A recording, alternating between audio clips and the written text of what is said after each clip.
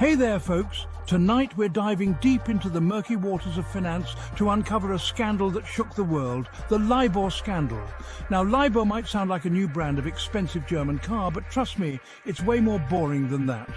LIBOR stands for the London Interbank Offered Rate. Think of it as the interest rate banks charge each other for short-term loans. Every business day, a group of big banks submits their estimated borrowing rates, and an average is calculated. This average becomes the LIBOR, a benchmark interest rate used globally. Sounds simple enough, right? Well, that's where things get interesting, or should I say scandalous. You see, this seemingly innocuous rate, the LIBOR, underpins trillions of dollars in financial contracts worldwide. From mortgages to student loans, from credit cards to complex derivatives, LIBOR's tentacles reach far and wide. So the next time you see that tiny percentage point fluctuation on your loan agreement, remember LIBOR, the seemingly boring rate that plays a surprisingly significant role in our financial lives.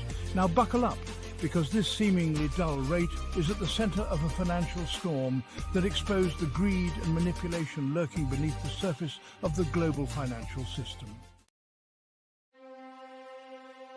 All right, let's break down why this LIBOR thing matters so much. Imagine a giant spider web, except instead of sticky silk, it's made of money, and instead of flies, we're the ones caught in it. At the center of this web is LIBOR.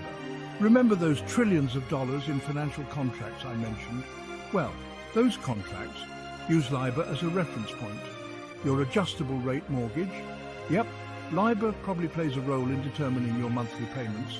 That student loan you're still paying off? LIBOR again.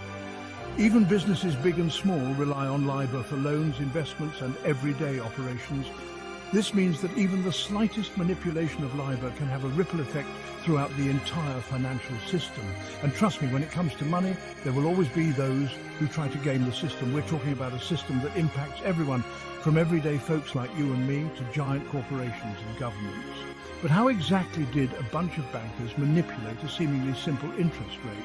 And what were the consequences of their actions? Well, that's what we're about to find out.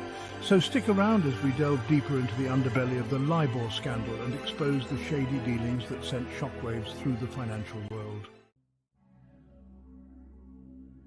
For years, LIBOR hummed along, seemingly reliable and trustworthy. But beneath the surface, cracks began to appear. Whispers of manipulation started circulating in the financial world. Some banks, it seemed, were reporting false borrowing rates. Remember, LIBOR is based on trust. Banks are supposed to honestly report their borrowing costs, but some bankers saw an opportunity, a chance to make a quick buck by rigging the system. They realized that even tiny tweaks to their LIBOR submissions could translate into substantial profits. Imagine a bank reporting a slightly lower borrowing rate than reality. This seemingly insignificant change could make their financial position appear stronger, attracting more investors and boosting their bottom line. On the flip side, some banks might report higher rates to benefit their trading positions, even if it meant screwing over others in the process. These weren't isolated incidents. Evidence suggests that manipulation was widespread, involving multiple banks and traders across the globe. It was a systemic problem, fueled by greed and a culture of complacency. And as we'll see, the consequences of this manipulation would be far-reaching and devastating. Okay, let's get into the nitty-gritty of how this whole scheme went down. Imagine a group of traders huddled in a chat room, exchanging messages like, "Let's push LIBOR lower today, eh?" Or "Need to make some quick cash? Nudge those rates up a notch." These weren't your average online trolls. These were high-rolling bankers with the power to move markets. They colluded with each other, coordinating their LIBOR submissions to manipulate the rate in their favor. It was like a rigged game, and everyone involved was in on the joke, except, of course, for the millions of people who rely on a fair and transparent financial system. Their motivation? Greed, plain and simple. By manipulating LIBOR, these traders could increase their profits, earn bigger bonuses, and climb the corporate ladder. They were playing with house money, and the house, in this case, was the entire global economy. This blatant manipulation went on for years, right under the noses of regulators. It wasn't until whistleblowers started speaking out and investigations were launched that the true extent of the scandal began to unravel. And when it did, the fallout was explosive. The LIBOR scandal wasn't just some abstract financial crime. It had real-world consequences. Remember that giant spider web we talked about earlier? Well, imagine someone taking a giant pair of scissors and giving it a good snip. That's what happened when the LIBOR manipulation came to light. The very foundation of trust in the financial system was shaken. If banks were willing to lie about something as fundamental as interest rates, what else were they capable of? Investors became wary, markets became volatile, and the global economy shuddered. Businesses, both large and small, faced uncertainty. Their loans, investments, and even their day-to-day operations were affected by the rigged interest rates. Imagine being a small business owner who thought they were getting a fair deal on their loan, only to find out later that they were being overcharged because of some banker's greed. The impact on individuals was just as significant. Mortgage payments fluctuated, student loan debts ballooned, and retirement savings dwindled. The LIBOR scandal highlighted the interconnectedness of the global financial system and how the actions of a few could have a ripple effect on millions. Let's take a moment to talk about the real victims of this whole mess, ordinary people like you and me. Remember those adjustable rate mortgages tied to LIBOR? Well, when those rates were artificially inflated, homeowners ended up paying more than they should have, sometimes even losing their homes as a result. Students, already burdened with massive debt, saw their loan payments increase, making it even harder to make ends meet. Pension funds and retirement accounts designed to provide financial security in old age lost value, jeopardizing the futures of millions. But the victims weren't just individuals. Municipalities and governments were also affected. Many had taken out loans or entered into complex financial instruments that relied on LIBOR. When the manipulation was exposed, they were left with unexpected costs and budget shortfalls, impacting essential public services. The LIBOR scandal was a stark reminder that behind the complex jargon and intricate financial instruments, there are real people's lives at stake. And when those in positions of power abuse that power for personal gain, it's the most vulnerable who often end up paying the price.